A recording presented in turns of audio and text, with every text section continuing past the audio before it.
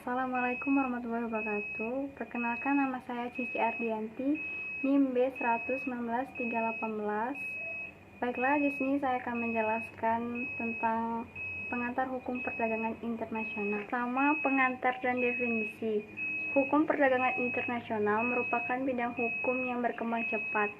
Hubungan-hubungan dagang yang sifatnya lintas batas dapat mencakup banyak jenisnya dan bentuknya. Yang sederhana dari barter, jual beli barang atau komoditi, sehingga hubungan atau transaksi dagang yang kompleks. Kompleksnya hubungan atau transaksi dagang disebabkan oleh adanya jasa teknologi, sehingga transaksi-transaksi dagang semakin berlangsung dengan cepat.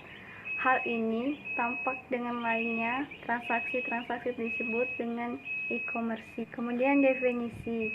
Definisi yang pertama menurut Schmidt dikeluarkan oleh Sekretaris Jenderal PBB dalam laporannya tahun 1966. Definisi ini sebenarnya merupakan definisi buatan seorang guru besar ternama dalam hukum dagang internasional dari City of London College, yaitu Profesor Cliff M. Schmidt, sehingga dapat dikatakan bahwa definisi yang tercakup dalam laporan Sekretaris Jenderal tersebut tidak lain adalah laporan M. Schmidt. Dar tersebut dapat tanpa unsur berikut. 1. Hukum perdagangan internasional adalah sekumpulan aturan-aturan yang mengatur hubungan komersial yang sifatnya hukum perdata. Yang kedua, aturan-aturan hukum tersebut mengatur transaksi-transaksi yang berbeda-beda negara. Definisi-definisi di atas menunjukkan dengan jelas bahwa aturan tersebut bersifat komersial. Artinya, Schmidt dengan tegas membedakan antara hukum perdata dengan hukum publik. Isinya itu menegaskan bahwa ruang lingkup bidang hukum politik ini tidak termasuk hubungan-hubungan komersial internasional dengan ciri hukum publik, termasuk dalam bidang hukum publik, yakni aturan-aturan yang mengatur tingkah laku atau perilaku negara-negara dalam mengatur perilaku perdagangan yang mempengaruhi wilayahnya. Dengan kata lain, Schmidt menegaskan wilayah hukum perdagangan internasional tidak termasuk atau terlepas dari aturan komersial. Misalnya, aturan-aturan hukum internasional yang mengatur hubungan dagang dalam kerangka atau aturan-aturan yang mengatur blok-blok perdagangan regional, aturan-aturan yang mengatur komoditi, dan sebagainya. Dalam latar belakang definisi tersebut pun berdampak pada ruang lingkup cakupan hukum dagang internasional. Schmidt menguraikan bidang-bidang hukum sebagai bilangan cakupan bidang, yaitu yang pertama, jual beli dagang internasional, yaitu pembentukan kontrak, perwakilan dagang, dan peraturan penjualan eksklusif. Yang kedua, surat-surat berharga. Yang ketiga, hukum mengenai kegiatan-kegiatan tentang tingkah laku mengenai perdagangan internasional. Keempat, asuransi. Kelima, pengangkutan melalui darat dan kereta api, perairan pedalaman. Keenam, hak milik industri. Ketujuh, arbitrasi komersial. Kemudian definisi menurut M. Rafiqul Islam. Dalam upaya memberi batasan atau definisi hukum perdagangan internasional, Rafiqul Islam menekankan keterkaitan erat aturan-peraturan perdagangan internasional dan hubungan keuangan. Keterkaitan erat ini dan tanpa karena hubungan-hubungan keuangan mendampingi transaksi perdagangan antara para pedagang dengan adanya pedagang internasional, dan Rafiqul Islam mendefinisikan hukum perdagangan dari keuangan sebagai suatu kumpulan aturan, prinsip, norma, dan praktik yang merupakan suatu pengaturan hukum transaksi perdagangan internasional dari sisi pembayaran dan yang dimiliki dampak terhadap perilaku komersial.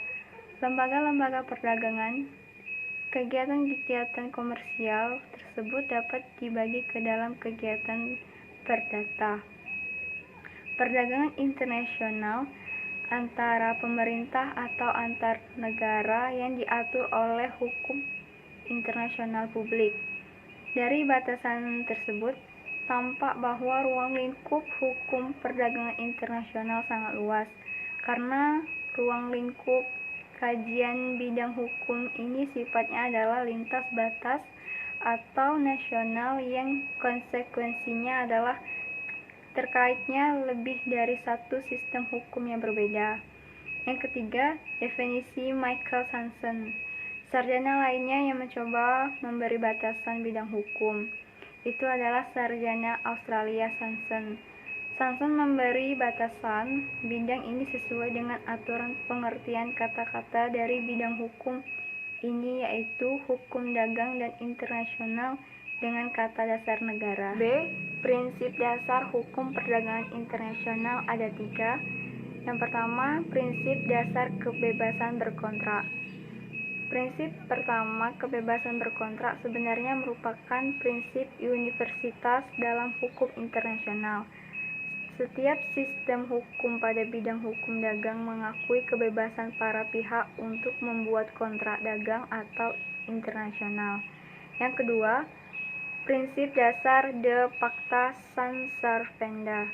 Prinsip kedua adalah prinsip yang mensyaratkan bahwa kesepakatan atau kontrak yang telah ditangani harus dilaksanakan dengan sebaik-baiknya dengan itikat baik.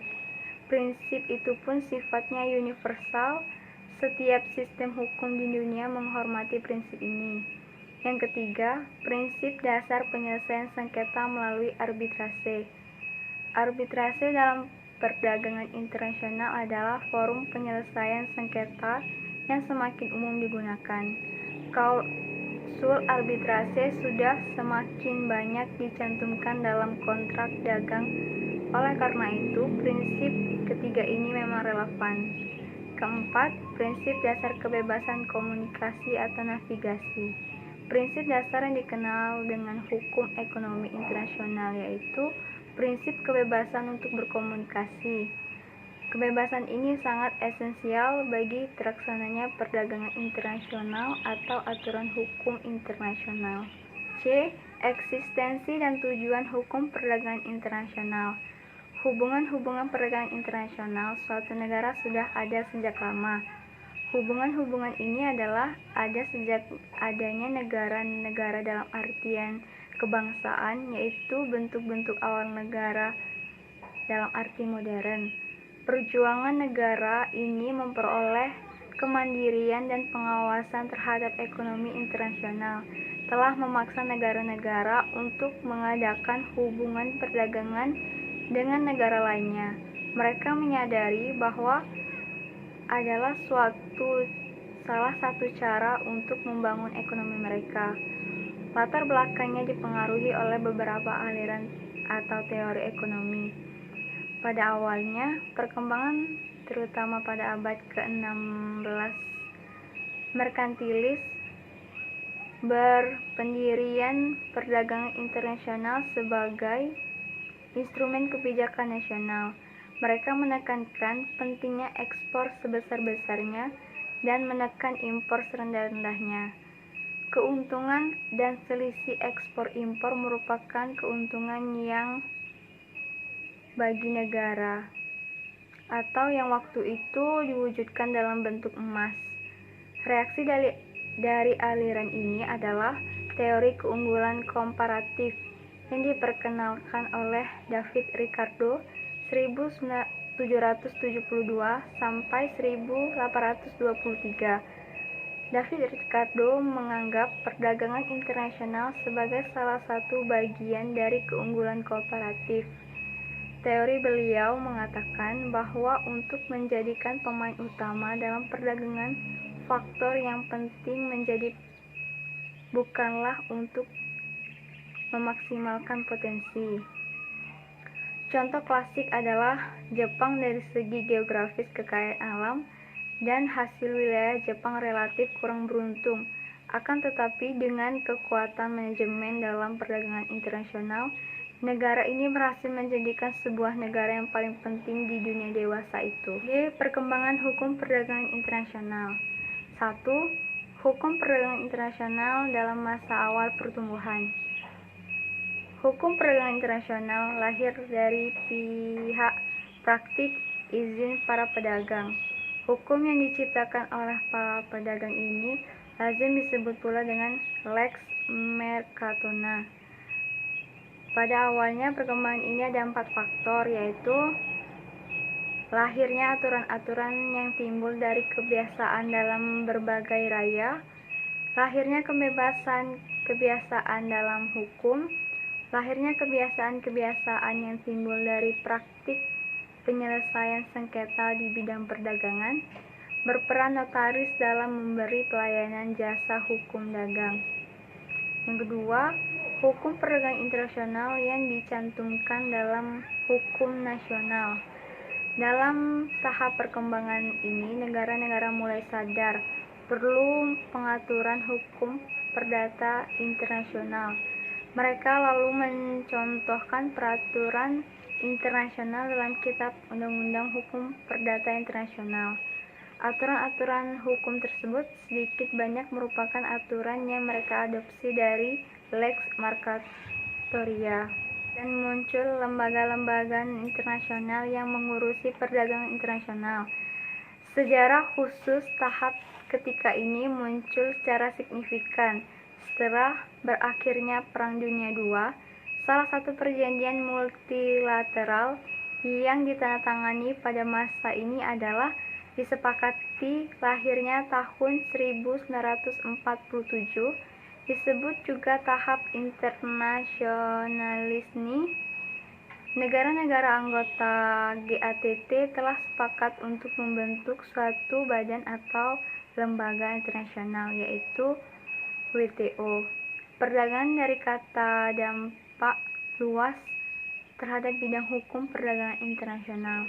Alasannya adalah bidang hukum pengaturan yang mencakup dalam WTO sekarang ini adalah kompleks, tidak semata-mata lagi mengatur tarif dan barang yang mengatur jasa, hak kekayaan intelektual, penanaman modal, lingkungan, dan lain-lain. Perkembangan tahap ketiga ini muncul organisasi-organisasi. Salah satu badan dengan adalah Perserikatan Bangsa-Bangsa atau PBB. Kemudian disepakati pendirian Badan Ekonomi Regional di kawasan suatu regional tertentu adalah European Single Market tahun 1992. Yang diikuti oleh Blok Perdagangan Amerika Utara NAFTA 1994 di kawasan Indonesia, Asia Tenggara.